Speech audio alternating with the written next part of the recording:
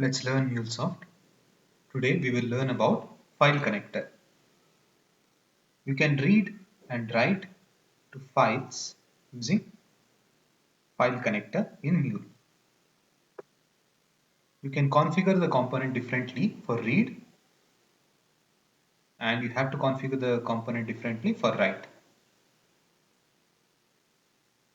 When you configure the component for file read, you have to provide file path,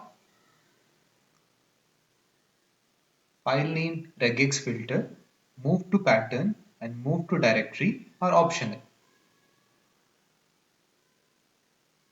When you configure the file component for write, you only have to provide file path. If the file name is left blank, Mule figures out the file name from inbound properties.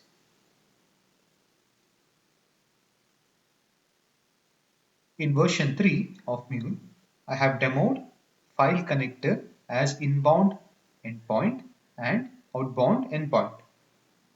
In version 4 of Mule, you can list a directory, you can copy or move files.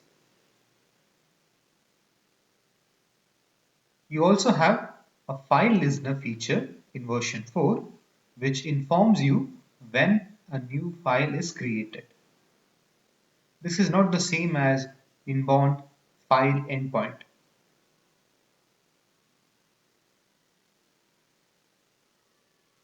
Mule documentation is amazing.